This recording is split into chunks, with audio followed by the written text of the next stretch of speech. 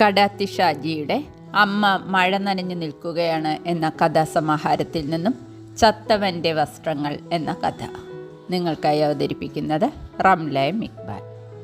ചത്തവൻ്റെ വസ്ത്രങ്ങൾ. മറക്കാൻ കഴിയാത്ത സംഭവങ്ങളാണ് ഓരോ ജീവിതത്തെയും സമ്പന്നമാക്കുന്നത്.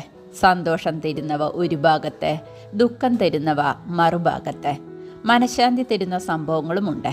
പത്രാധിപർ നിരന്തരം ആവശ്യപ്പെട്ടുകൊണ്ടിരിക്കുന്നത് മനസ്സിലെന്നും പൂത്തും തളിർത്തു നിൽക്കുന്ന ഒരു സംഭവത്തെപ്പറ്റി പറയാനാണ്. അത് കഥയാകാം, ലേഖനമാകാം, വെറുതെ പറയുന്ന രീതിയാകാം. അതുകൊണ്ട് ചത്തവൻ്റെ വസ്ത്രങ്ങൾ 3 രൂപത്തിലും വായിക്കാം. ഞാൻ ഓർമ്മയുടെ ജാലകം തുറക്കുകയാണ്. കനത്തു പെയ്തേക്കാവുന്ന മഴയുടെ ലക്ഷണമുള്ള ഒരു കർക്കിടക ദിവസത്തിലേക്കാണ് ജാലകം തുറന്നു വീഴുന്നത്. തണുത്ത കാറ്റ് ചുറ്റിക്കറങ്ങുന്നുണ്ട്. ഓലമേഞ്ഞ 2 മുറി വീടിൻ്റെ ചാണകം മെഴുകിയ ഇറയത്തേക്ക് ഒരു 15കാരൻ ഓടിക്കിതച്ച് കടന്നു വരുന്നു. കീറിത്തുടങ്ങിയ പച്ച നിക്കറാണ് ധരിച്ചിരിക്കുന്നത്. അതവൻ്റെ വലിയ ശരീരത്തിന് തീരെ ചേരുന്നില്ല. ഒറ്റനോട്ടത്തിൽ വൃത്തികേടാണ്. ഈ ചെറുക്കനൊരു മുണ്ടുടുത്താൽ എന്താ എന്നാരും പറഞ്ഞു പോകും. ഓർമ്മകൾക്കുമേൽ പ്രകാശം നിറഞ്ഞൊഴുകുന്നു. വിശന്നു വയറ് കത്തി മണം വന്നു തുടങ്ങി. തിന്നാൻ എന്താണമ്മേ കലത്തിലുള്ളത്? മോൻ അടുക്കളയിലോട്ട് വാ. അകത്തു നിന്നും അമ്മയുടെ സ്നേഹമന്ത്രം. ദാ കഞ്ഞിയും തോരനും. അവൻ കഞ്ഞിയും തോരനും കഴിക്കുന്നു. അമ്മ ഭയങ്കരിയാ. എന്നും തോരനാണെന്ന് പറഞ്ഞ് തരുന്നത് ചക്കക്കുരു തന്നെയാ. വെറുതെ പറ്റിക്കുന്നു. ഇതെങ്കിലും തരുന്നുണ്ടല്ലോ, ദൈവത്തിന് നന്ദി പറയ്. അമ്മ പറയുന്നത് നേരാണെന്ന് അവനും തോന്നി. മഴക്കാലത്തെ കഷ്ടപ്പാടാണ്. തോരാത്ത മഴ. ഒരു കഷ്ണം തുണി അലക്കാനോ ഉണക്കാനോ കഴിയുന്നില്ല. എന്നാലും തന്നെ വിശപ്പറിയിക്കാതെയാണ് അമ്മ വളർത്തുന്നത്. ചക്കയോ ഉണക്കക്കപ്പയോ ചേമ്പോ ചേനയോ എന്തെങ്കിലും പുഴുങ്ങിത്തരും. മോൻ എന്താ ചിന്തിക്കുന്നത്? അമ്മയുടെ കഷ്ടപ്പാടിനെ പറ്റിയാ ഓർത്തത്. മോൻ പഠിച്ച് ജോലിക്കാരനാകുമ്പോൾ അതൊക്കെ തീരും. അതു നേരാകാം. പക്ഷേ കഞ്ഞി കുടിച്ചു കഴിഞ്ഞപ്പോൾ അവന് തോന്നി ഇത് തന്നെ പറ്റിയ സമയം. പറയാം. പറഞ്ഞിട്ട് കാര്യമില്ലെന്നറിയാം. എന്നാലും സാറന്മാരും കുട്ടികളും ഓരോന്ന് പറഞ്ഞ് കളിയാക്കണമ്മേ. ഞാനാണത്രേ ക്ലാസ്സിലെ വലിയ ചെക്കൻ. നിക്കറിട്ട് ചെല്ലണത് മോശാത്രേ. പറഞ്ഞു വരുന്നത് അമ്മയ്ക്ക് മനസ്സിലാകുന്നുണ്ട്. പറയുന്നതിൽ കാര്യമുണ്ടെന്നും അറിയാം. പക്ഷേ അമ്മ വിചാരിച്ചാൽ പുതിയ 2 ഷർട്ടും മുണ്ടും വാങ്ങിത്തരാൻ പറ്റില്ല. ചത്തലക്കിയാലും പെറ്റലക്കിയാലും ഒരുത്തരും 10 പൈസ തരത്തില്ല. നെല്ലും മാങ്ങയും തേങ്ങയും കിട്ടിയ പൈസയുടെ കാര്യം നടക്കണത് എങ്ങനെ? വല്ലതും വാങ്ങിത്തരണമെന്ന് പറഞ്ഞ അമ്മ പറയുന്ന വാക്കുകളാണ്. നേരാണ്. പൈസ തരാൻ മിക്കവർക്കും മടിയാണ്. ഓണം കഴിഞ്ഞ് സ്കൂളിൽ പോണേൽ മുണ്ടു വേണം. വെള്ള മുണ്ടും വെള്ള ഷർട്ടും. അതാണ് നിക്കറിടാത്തവരുടെ യൂണിഫോം. പൊടുന്നനെ മഴ കനത്തു പെയ്തു. മഴയുടെ ഘനസംഗീതത്തിൽ അമ്മയുടെ വാക്കുകൾ ലയിച്ചു തീർന്നു. ദൈവം ഒരു വഴി കാണിച്ചു തരും. നല്ലത് മാത്രം സംഭവിക്കുമെന്ന വിശ്വാസത്തിലാണ് അമ്മ കഴിയുന്നത്. കർക്കിടക മഴയുടെ ശക്തി സാവധാനം കുറഞ്ഞു വന്നു. കാറ്റ് ശമിച്ചു. മാനം തെളിഞ്ഞു. സൂര്യപ്രകാശം മുറ്റത്തെങ്ങും പരന്നു. തുമ്പ പൂത്തു.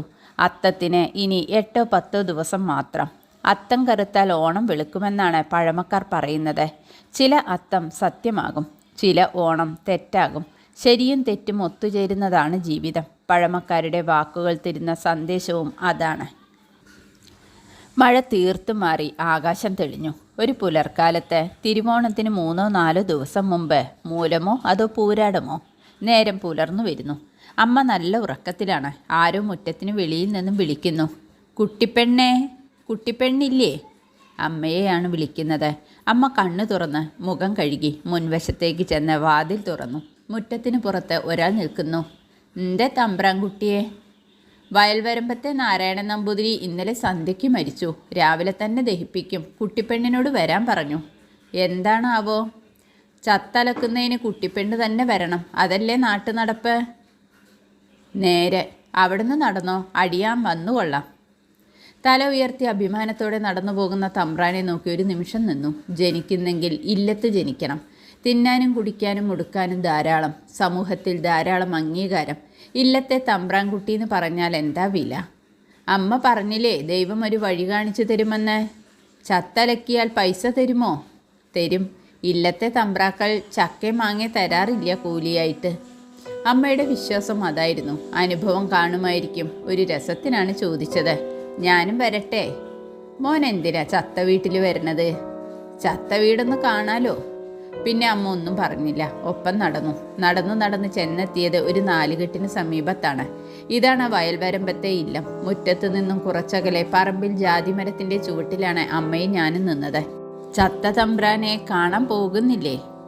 നമുക്കങ്ങോട്ട് ചെന്നൂടാ. ശവം കത്തിത്തുടങ്ങുമ്പോൾ അമ്മയെ വിളിക്കും. അതിനു മുമ്പേ ചെല്ലരുത്. ശവത്തെ കത്തിക്കണത് എപ്പോഴാ? അതിനൊക്കെ നേരം കാലമുണ്ട്. മോൻ അടങ്ങി നിൽക്ക്. ഒത്തിരി നേരം നിന്നു. നല്ല വിശപ്പും ദാഹവും. കുട്ടിപ്പെണ്ണിനെ വിളിക്കണു. തെക്കോട്ട് നടന്നോളൂ. മുറ്റത്ത് ചവിട്ടാതെ പറമ്പ് വഴി നടന്നാൽ മതി. താണജാതിക്കാർക്ക് അടിച്ചു തെളിക്കുന്ന മുറ്റത്ത് ചവിട്ടാൻ അനുവാദമില്ല. പറമ്പ് വഴി നടന്നു. മരങ്ങൾക്കിടയിലൂടെ ആകാശത്തേക്ക് പുക ഉയരുന്നു. കത്തിത്തുടങ്ങിയെന്ന് തോന്നണമ്മേ. ഒന്നും മിണ്ടാതിരി, ആരെങ്കിലും കേൾക്കും. കുട്ടിപ്പെണ്ണെ, അവിടെ നിന്നോളൂ. മുറ്റത്തേക്ക് കയറണ്ട. തുണികൾ അങ്ങോട്ട് എറിഞ്ഞിട്ട് തരാം. 1, 2, 3 തുണികളുടെ ഒരു കുന്ന് അമ്മയുടെ മുന്നിൽ ഉയർന്നു. ഇതെല്ലാം വൃത്തിയാക്കി നന്നായിട്ട് ഉണക്കി തേച്ചു തരണം സഞ്ചയത്തിന് മുന്നേ. എന്തേ കുട്ടിപ്പെണ്ണൊന്നും മിണ്ടാത്തത്? തരാം, വെയിലാണേൽ. അല്ലേലും തരണം. സഞ്ചയനം തൊട്ട് 16 അടിയന്തരം വരെ. എന്താ തിരക്ക്? വരുന്നവർക്ക് ഉടുക്കാൻ കൊടുക്കണം. എന്നാലല്ലേ വലിയേട്ടൻ്റെ ജന്മത്തിന് പുണ്യം കിട്ടൂ. തരാം. തുണികളെല്ലാം ഒതുക്കി കെട്ടുന്ന നേരത്താണ് വല്യമ്പ്രാട്ടി മറ്റൊരു തുണിക്കെട്ടുമായി ഓടി വന്നത്. ഇതൂടെ പെണ്ണേ. അമ്മ തല ഉയർത്തി നോക്കി. വല്യമ്പ്രാൻ്റെ മുണ്ടും ഷർട്ടുമാണ്. 10 മുണ്ടും 10 ഷർട്ടുമുണ്ട്. ചത്തോരുടെ തുണി വീടിനകത്ത് വെക്കാൻ പാടില്ല. കുട്ടിപ്പെണ്ണിതെല്ലാം കത്തിച്ച് കളഞ്ഞേരെ. അല്ലേൽ പുഴയെ കളെ. ഒക്കെ പുത്തനാ. ഉടുത്തു നടക്കാൻ യോഗമില്ലാതായി. അമ്മയുടെ കണ്ണുകളിൽ ഒരു തിളക്കം. അതിൻ്റെ അർത്ഥം ഓണാവധി കഴിഞ്ഞ സ്കൂൾ തുറക്കണ ദിവസം രാവിലെയാണ് ഞാൻ അറിയുന്നത്. മോൻ ഇന്ന് തൊട്ട് സ്കൂളിൽ മുണ്ടുടുത്ത് പോയാൽ മതി. അതിന് മുണ്ടും ഷർട്ടും വാങ്ങിച്ചില്ലല്ലോ. അമ്മ ഒന്നും പറഞ്ഞില്ല. പകരം അലക്കി വൃത്തിയാക്കി നീലമുക്കി തേച്ചു മിനുസപ്പെടുത്തിയ 10 മുണ്ടും 10 ഷർട്ടും എൻ്റെ മുന്നിൽ വെച്ചു. അമ്മയ്ക്കിതിനെ കഴിഞ്ഞുള്ളൂ. ഇത് മതിയമ്മേ എന്ന് പറഞ്ഞ് ഞാൻ മുണ്ടെടുത്ത ഷർട്ടും ഇട്ടു. കൊള്ളാം, ഷർട്ടിന് ഇത്തിരി വണ്ണം കൂടുതലാണെന്ന് തോന്നുന്നു. അത് സാരമില്ല. പൊടുന്നനെ ഒരു മുഖം മനസ്സിൽ തെളിഞ്ഞു. വയൽ വരമ്പത്തെ ഇല്ലത്തെ നാരായണൻ നമ്പൂതിരി. ദൈവമേ, ചത്തവൻ്റെ മുണ്ടും ഷർട്ടും. ഞാനൊന്നും പറഞ്ഞില്ല. കത്തിച്ചു കളയാൻ കൊടുത്ത വസ്ത്രങ്ങൾ, അതിലെ മുണ്ട് ഞാൻ ആദ്യമെടുത്ത് സ്കൂളിൽ പോകുന്നു. പ്രിയ വായനക്കാരെ, ചത്തവൻ്റെ മുണ്ടുടുത്ത് തുടങ്ങിയ എൻ്റെ ജീവിതം നഷ്ടങ്ങളൊന്നും വരുത്തിയില്ല. സൗഭാഗ്യങ്ങളൊന്നും തന്നതുമില്ല. ഇന്ന് 50-ാം വയസ്സിലും മുണ്ടുടുത്ത് തന്നെ ജീവിക്കുന്നു. വെളുത്ത മുണ്ടും വെളുത്ത ഷർട്ടുമാണ് ഞാൻ ഇന്നും ധരിക്കുന്നത്.